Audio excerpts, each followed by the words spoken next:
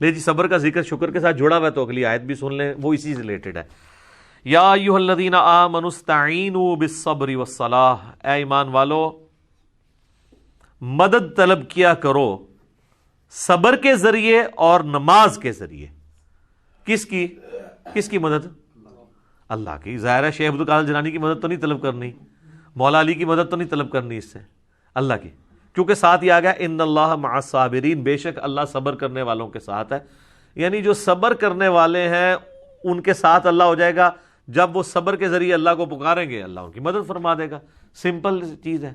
اور آپ کو حیرانگی ہوگی کہ آپ کے اس وقت سب کانٹیننٹ میں کروڑوں لوگ ہیں جو اس آیت کو اور ان فرقوں کے لاکھوں علماء اس آیت کو یوز کرتے ہیں غیر اللہ سے استعانت کے لیے. وہ کہتے ہیں، آپ کہتے ہو اللہ کے سوا کسی کو پکار نہیں سکتے، قرآن تو کہہ رہا ہے صبر کو بھی پکارو اور نماز کے ذریعے بھی مدد چاہو، تو صبر اور نماز تو اللہ نہیں ہے. تو یہ لوگوں کو پہلے بات نہیں سمجھ آتی تھی، میں نے اس کو سمپل کر دیا ہے. انہی لوگوں نے جب یہ ہمارے سامنے آیتیں پڑھتے ہیں تو ہم کہتے ہیں اس کا مطلب ہے المدد یا نماز، المدد یا صبر، میری مدد فرمائیے. تو کہتے ہیں نہیں یہ تو مطلب نہیں ہے.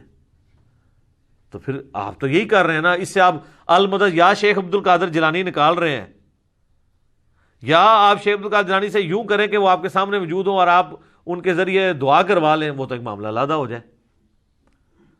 پھر تو آپ کہیں گے ہم نے اللہ ہی سے مانگا ہے، لیکن آپ تو ڈائریکٹ ان کو پکار رہے ہیں. اور وسیلے کے نام پہ دھوکہ، یہ میرا پچھلے دنوں ویڈیو ریکارڈ ہوئی ہے، وسیلے کے نام پہ دھوکہ، وسیلے کے نام پہ استعانت کر رہے ہوتے ہیں، استغاثہ کر رہے ہوتے ہیں اور نام اسے توسل کا دیتے ہیں.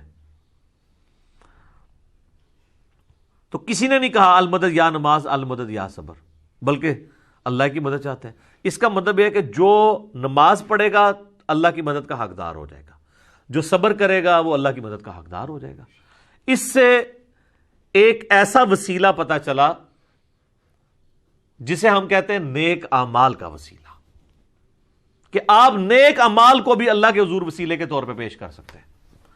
وہ جو بخاری مسلم میں 3 لوگوں کا ذکر ہے جو غار میں پھنس جاتے ہیں، پہلے ایک اللہ کے حضور وسیلہ پیش کرتا ہے اپنے عمل کا جو اس نے سب سے چھپا کے کیا ہوتا ہے، تھوڑا سا پتھر سرک جاتا ہے، پھر دوسرا، پھر تیسرا، پھر کھل جاتا ہے.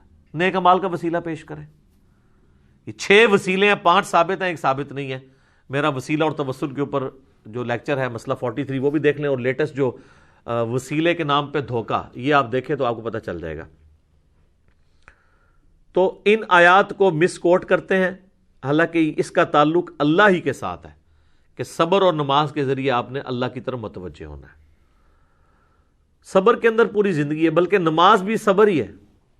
جناب فجر کی نماز گرمیوں میں اٹھ کے پڑھنا صبر نہیں ہے جب نیند ہی نہیں پوری ہوتی؟ سردیوں میں نماز کے لیے وضو کرنا کیا صبر نہیں ہے؟ صبر کی 3 اقسام ہے مینلی. ایک صبر ہے اللہ تعالی کی طرف سے آئے ہوئے تکلیفوں پہ صبر کرنا، وہ تو ہم سب کو پتہ ہے، اور وہ صبر ہوگا ابتدائی صدمے پہ. اس کی آگے آیات بھی آ جائیں گے، اس کے لیے آپ نے کہنا ہے انا للہ و انا الیہ راجعون. بے شک ہم خود بھی تو اللہ کی طرف سے آئے تھے، ہم نے لوٹ کے اللہ کی طرف جانا ہے. یہ تکلیف بھی آئی، الٹیمیٹلی چلی جائے گی. اور صحیح مسلم میں آگے ایک اور دعا کا حصہ ہے، اللہم اجرنی فی مصیبتی واخلف لی خیرا منہا.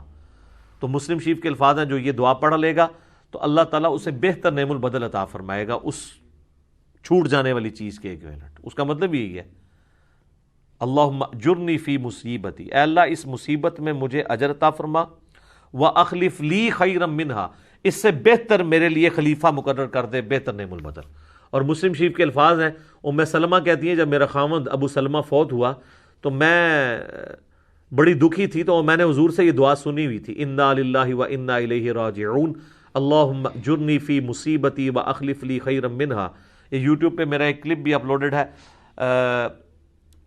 غم کی خبر کو خوشی میں بدلنے کی دعا. تو اس میں میں نے اس کو ڈسپلے بھی کروایا نیچے. تو کہتی ہیں میں نے یہ دعا پڑھ لی اور میں پھر پریشان تھی کہ ابو سلمہ سے بہتر تو نبی اسلام کے صحابہ میں کوئی اور صحابی نہیں ہے، تو مجھے اللہ تعالیٰ اس کا بہتر نعم البدل کیا دے گا. تو کہتے ہیں جیسے ہی میری عدت پوری ہوئی تو نبی الاسلام میرے پاس آئے اور انہوں نے میرے سامنے اس خواہش کا اظہار کیا کہ میں تمہیں اپنے عقد میں لینا چاہتا ہوں. تو کہتی ہیں میں نے کہا مجھے واقعی نعم البدل مل گیا. اور ام المومنین بنی ہیں 64 ہجری میں فوت ہوئی ہیں، واقعہ کربلا کے بھی 3 سال بعد فوت ہوئی ہیں. نبی الاسلام کی وفات کے بعد یہ 53 سال زندہ رہی ہیں. اتنی لمبی عمر کسی اور امہات المومنین میں سے کسی نے نہیں پائی. سب سے آخر میں حضور کی جو بیوی فوت ہوئی ہیں ام سلمہ ہے.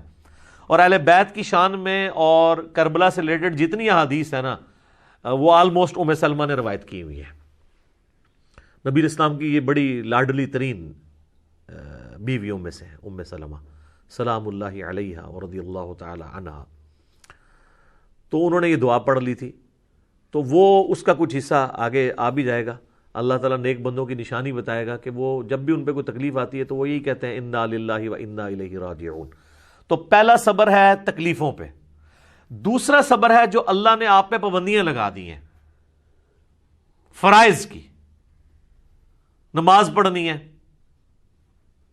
روزہ رکھنا ہے, یہ ظاہر ہے آپ کو اس کے لیے جنبی ہوں تو غسل اتارنا ہے, اس کے لیے آپ کو تکلیف سے نہیں گزرنا پڑتا, پروٹوکول دینا پڑتا ہے.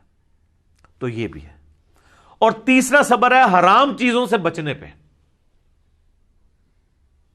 آنکھوں کی حفاظت کرنا, اس کو حرام سے بچانا, اس کے لیے صبر کرنا پڑتا ہے.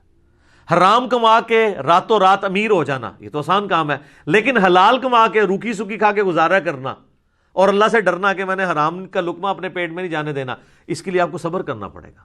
تو یہ 3 صبر ہے. نمبر 1 اللہ کی طرف سے آئی ہوئی تکالیف پہ صبر.